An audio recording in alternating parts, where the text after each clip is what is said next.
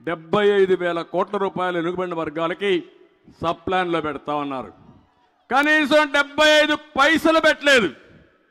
వెనుకబడిన వర్గాల్ని మోసం చేశారు. కనీసం ఏ కార్పొరేషన్కి ₹1 ఇవ్వలేదు. ఎవరికి అదనంగా ఒక కార్యక్రమాన్ని కూడా చేపట్టకుండా దెబ్బతీసే పరిస్థితికి వచ్చారు. అందుకే హామీ ఇస్తున్నా, వెనుకబడిన వర్గాల కోసం జై హో బీసీ తీసుకొచ్చాం.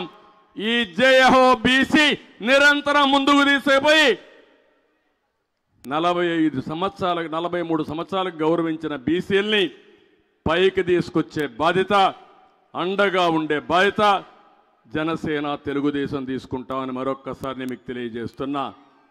వీళ్ళకే కాదు, కాపులున్నారు, అదే మరి అగ్రవర్ణాలు ఉన్నారు, వాళ్ళందరికీ కూడా న్యాయం చేస్తాం.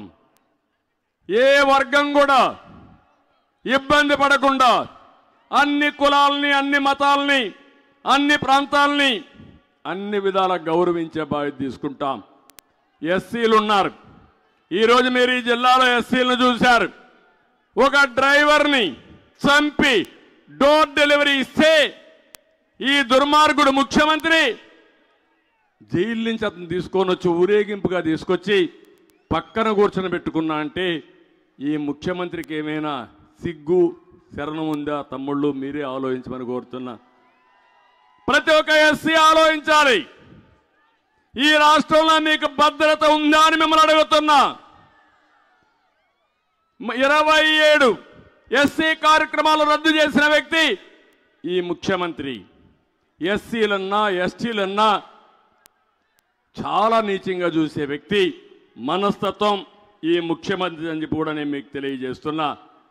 అందుకే నేను మిమ్మల్ని అందరినీ కోరుతున్నా, ఏదైతే మనం ఇచ్చిన కార్యక్రమం బాబు షూరిటీ భవిష్యత్ గ్యారంటీ తూచా తప్పకుండా అమలు చేసే బాధ్యత నాది.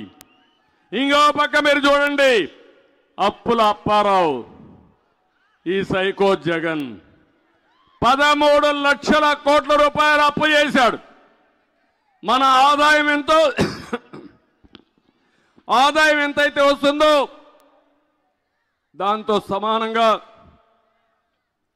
ఈరోజు వడ్డీ కానీ అసలు కట్టే పరిస్థితి వస్తూ ఉంది. చాలా బాధేస్తుంది ఇవన్నీ తలుచుకుంటే. ఇవన్నీ చూసిన తర్వాత మీరు చూస్తే రైతు బజార్లు, తహసీల్దార్ ఆఫీసులు, కలెక్టరేట్లు అన్ని తాకట్టు పెట్టే పరిస్థితికి వచ్చాడు. కడాన మిగిలింది